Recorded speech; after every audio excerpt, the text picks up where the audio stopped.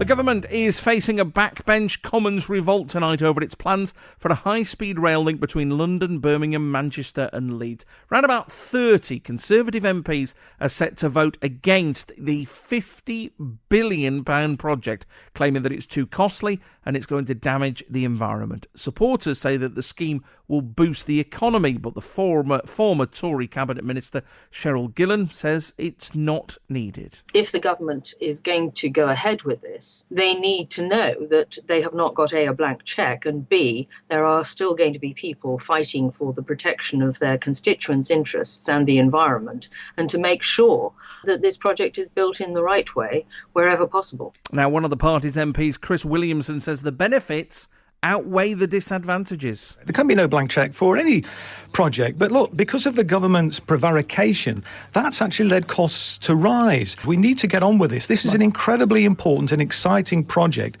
which will be a really important catalyst, I think, for economic growth right across the country, particularly in the northern parts of Britain. Now, also today, people campaigning against the project are going to be holding a demonstration against the plans opposite the Houses of Parliament. We can speak now to Joe Rukin from Stop HS2. Joe, good morning. Good morning. This rebellion that we're hearing about amongst the Conservatives, this must be music to your ears. Well, it's a start, but to be perfectly honest, there's a stat load of MPs who aren't going to bother turning up, who are directly affected. You know, a great example, we very much doubt that my MP, Jeremy Wright, will turn up. David Liddington, the Aylesbury MP, Minister for Europe, he's going to a lecture in Estonia.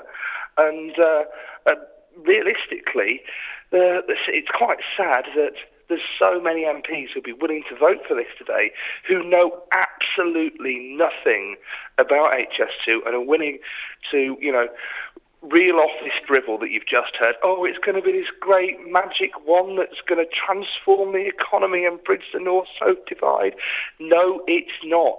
It's just a railway line, but a massively expensive one. Now, as we've said all the way along, Joe, there are those people. I've spoken to people from Birmingham Chamber of Commerce and the retail partner, saying that this is going to be a huge boost to the region. They're saying they're dismayed that so many Conservatives appear to be wobbling with this.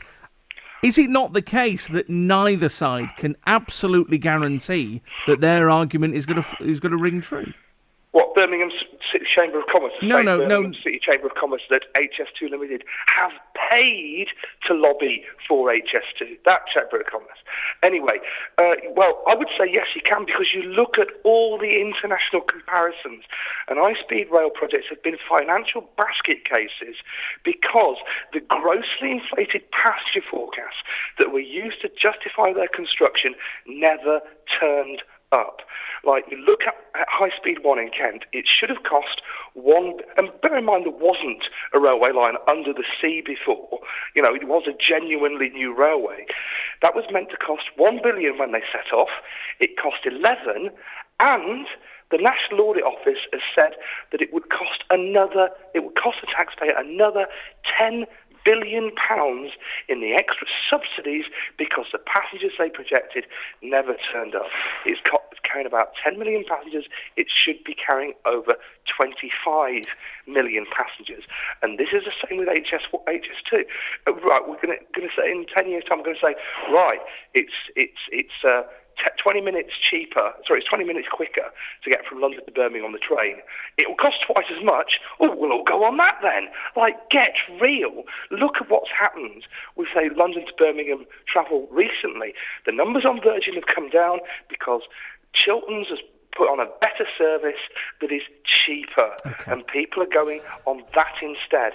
And the realistic situation here, there's HS2 is going to massively go over budget. You're talking 50 billion now, but that's still on 2011 prices.